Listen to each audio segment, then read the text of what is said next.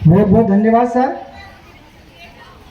उठो, जागो और तब तक नहीं रुको जब तक मंजिल प्राप्त न हो जाए।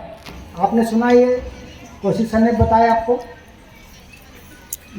आदरणीय परम श्रद्धेय प्राचार्य महोदय जी, उप प्राचार्य महोदय जी, परम श्रद्धेय HM मैडम, विद्वान शिक्षक साथीगण एवं महान देश के महान बच्चों, आज आपको इस 160वीं 160 जो है इनकी जयंती स्वामी विवेकानंद पर आपका शुभकामनाएं और बधाई आप लोगों को। आज हमारी इस पावन धरती पर, भारत की पावन धरती पर महान संत, महान तपस्वी, महान समाज सेवी स्वामी विवेकानंद जी का अवतरण होता।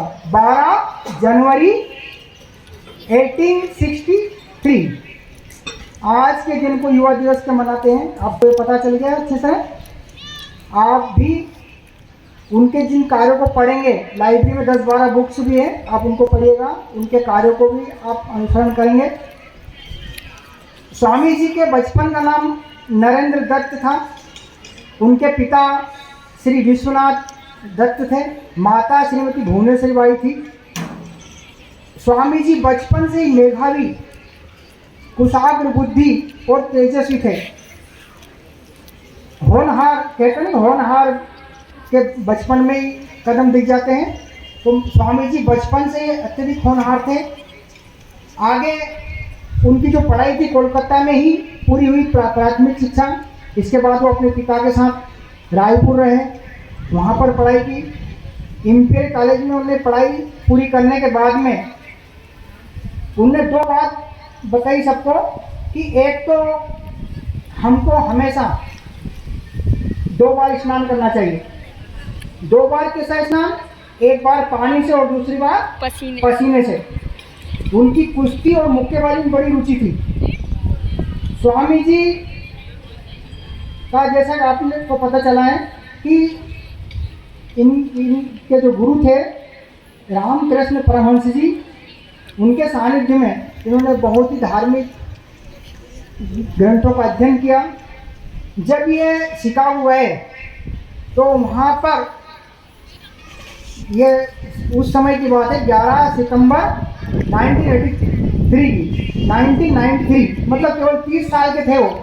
30 साल की उम्र में ही उन्होंने इतना अच्छा उद्बोधन दिया धर्म सभा में कि सभी भारत के और उनके मुरीद हो गए। पहली बार किसी व्यक्ति ने कहा था कि मेरे अमेरिकन सिस्टर्स एंड ब्रदर्स, जबकि अधिकतर होता है लेडीज एंड जेंटलमैन। तो इनका संबोधन बड़ा ही अच्छा लगा। इनको बहुत समय तक मौका भी मिला।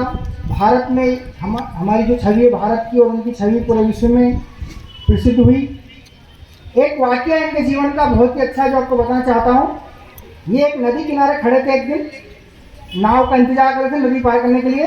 तो एक महात्मा जी आए, उन्होंने बोला कि आप स्वामी विवेकानंद जी हो? बोले हाँ। बोला आप इतने बड़े संत हो, इतने बड़े तपस्वी हो, तो क्या आप नाव में बैठ के जाओगे? बोले वैसे ही चले जाओ ऊपर। बोले कैसे? बोले देखो मैंने विद्या प्राप्त करी है, मैं नदी के ऊपर चल के दिखाता हूँ। वो थोड़ी देर गए तब महात्मा जी वो चल के आ गए नदी के ऊपर। तो विवेकानंद जी ने पूछा कि आपको ये विद्या प्राप्त करने में कितना समय लगा? बोले 15 साल। इतने में नाव आ गई तो दोनों बैठ के उस पार गए। तो उतरते समय 1 रुपया दोनों का 50-50 पैसे नाविक को दिया। विवेकानंद जी ने कहा कि जिस काम को 50 पैसे में कर सकते थे, इसके लिए आपने 15 वर्ष बिगाड़े।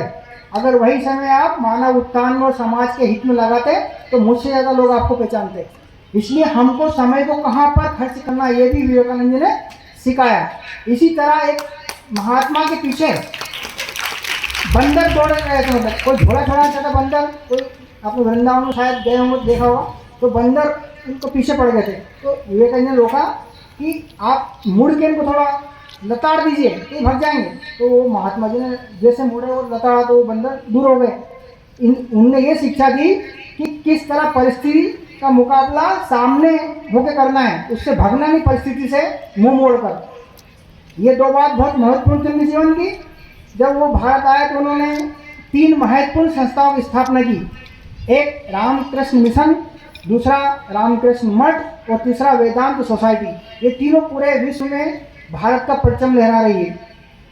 स्वामी जी ने एक बहुत महत्वपूर्ण बात कही थी कि जितना बड़ा संघर्ष होगा जीत भी उतनी शानदार होगी। और शिक्षा के ऊपर उन्होंने कहा कि शिक्षा ऐसी होनी चाहिए जिससे चरित्र का निर्माण हो, संस्कार आए और अंतोगत्वा व्यक्ति अपने पैर पर खड़ा हो जाए। आगे उन्होंने एक विशेष बात कही कि हमको हमारे विचार है उनका बहुत महत्व है, इसलिए हमारे विचार शुद्ध होना चाहिए, सात्विक होना चाहिए और एक दूसरे के प्रति भ्रातृत्व होना चाहिए।